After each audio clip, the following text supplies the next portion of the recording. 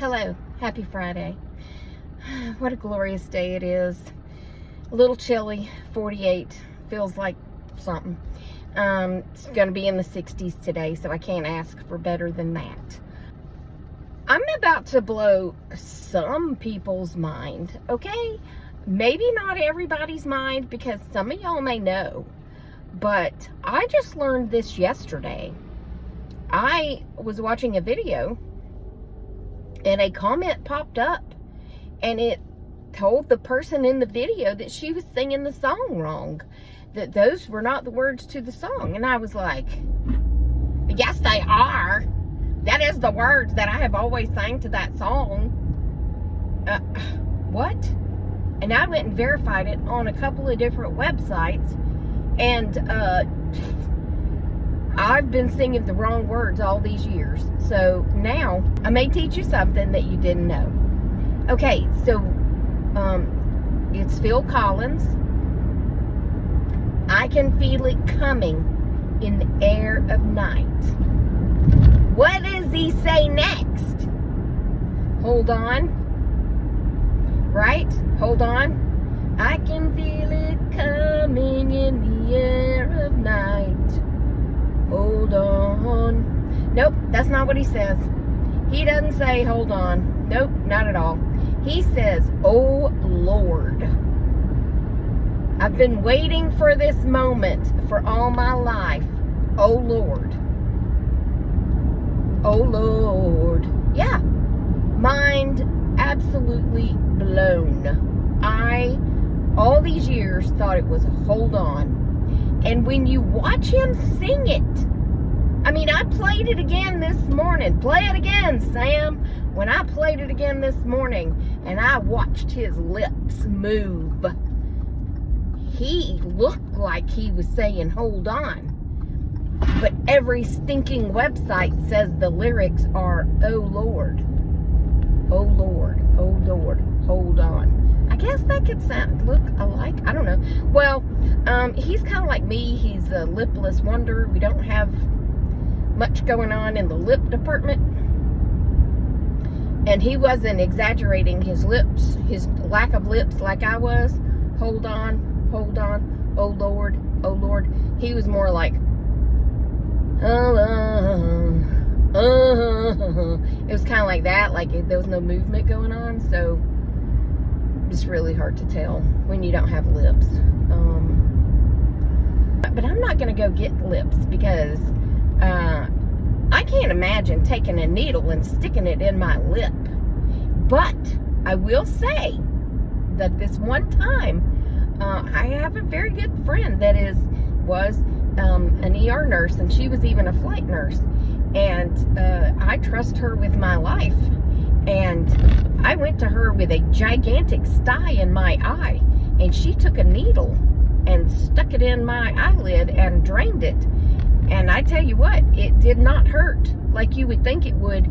It relieved that pain immediately. Yes, it did. And I went on to live a happy life without a sty in my eye. Yeah. But I can't imagine sticking a needle in your lip, because that seems like it would hurt. You know how bad it hurts when they stick that needle in your gums when you're having gum stuff done? Well, yeah, I feel like that would be the same. And then they put that needle in first to numb it. It don't numb nothing. It don't numb nothing. Is that a double negative? I don't care. Anyway, moving on from that. Yesterday, we hired a new person. She's going to be working part-time. And her name is Cheryl. And Cheryl came to the office yesterday. And in true fashion of our office, we had a little luncheon for her. It was just Lisa and Tommy and Leanne and Cheryl. And Leanne came because Leanne is friends with Cheryl. You know, kind of as a, hey, I'll be by your side kind of thing, so you're not alone, because, you know, walking into the den of wolves that we are. We had a nice time. We had Jim and Nick's for lunch, okay? Well, anyway, we're all sitting in there, and Lisa gets a phone call, and Lisa gets up and walks out. And we're just all sitting there talking. We had already had lunch, And then Lisa calls me, and I'm like I thought she was in the next room. And I was like, why is she calling me? So I answer the phone. She said, can you come out here and spot me at the warehouse? And I was like, spot you? Sure. Yeah. I mean, I don't know what that means, but sure. So I told Tommy, I said, I'm going to spot Lisa in the warehouse. She said, what does that mean? I said, I don't know. Maybe that she's got to climb and she just wants me to be there in case she falls. I don't know, but I'm going to spot her. So I go out there, and the warehouse is slam-packed full of boxes, okay? Now, we install shades, blinds, window treatments, okay? But mostly it's shades, heavy-duty motorized shades for like huge corporate offices.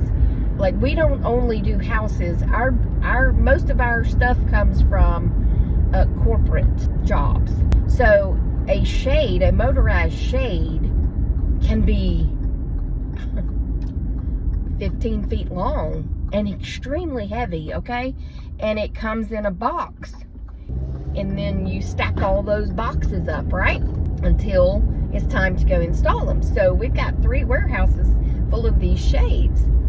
Well, Lisa got a call from the owner of the company who needed to see if there was this, okay, so there's this, you know those, I'm sorry, there's an UPS truck, and I'm trying to see if he's blocking, no, he's not. I thought he was blocking my drive.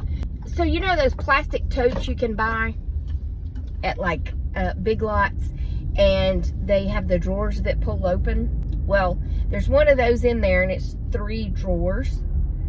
And he said he sent Lisa in there to see if she could find these tracks that you hang curtains on. So like you know, like when you're in the hospital and you have that curtain that pulls on that track that's in the ceiling, those kind of tracks, right? Because we hang those too.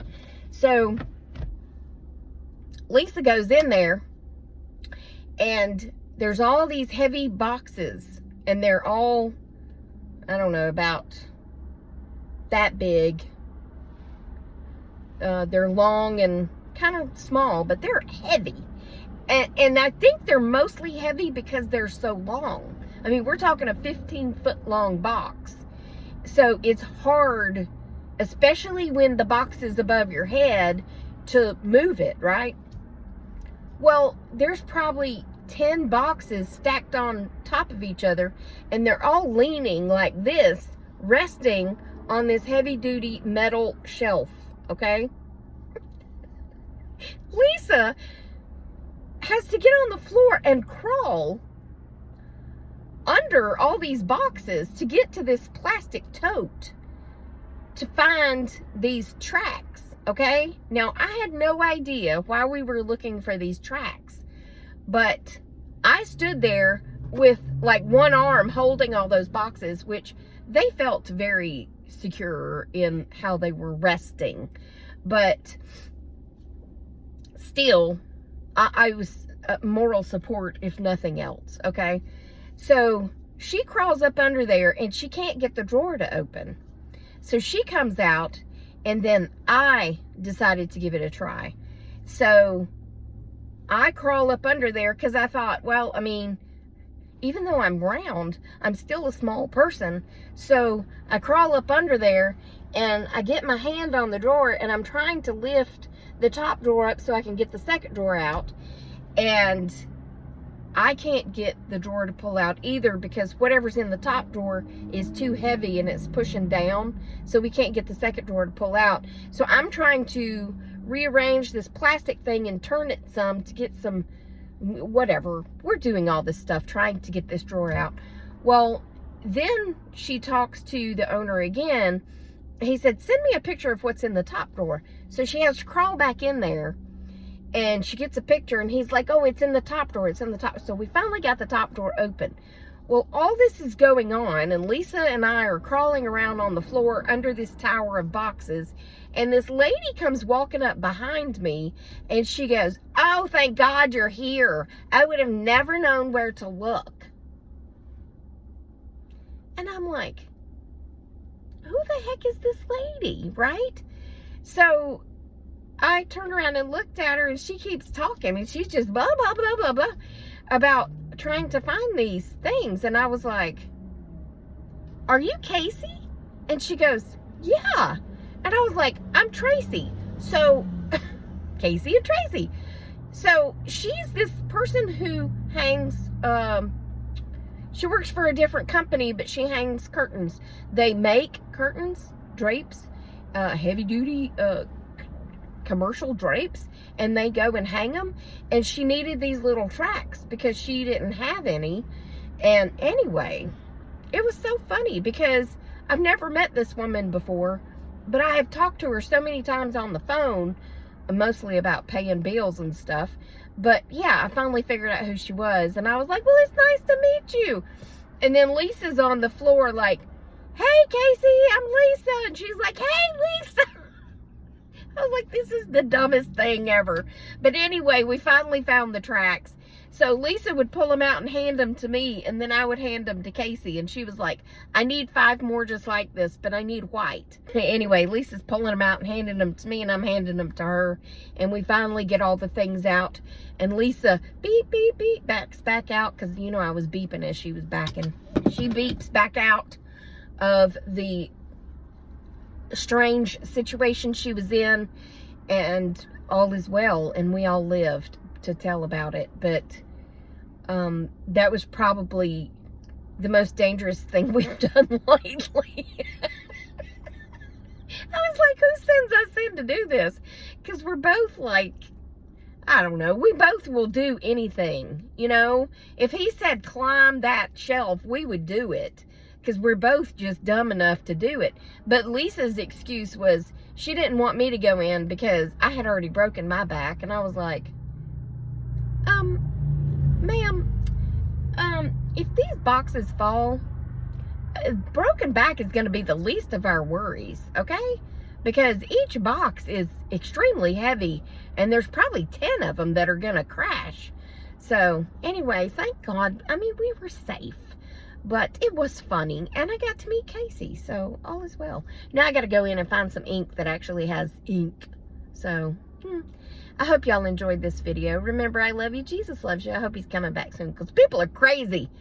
And we almost met him yesterday. Not really. And I'll talk to you on the next one. Toodles.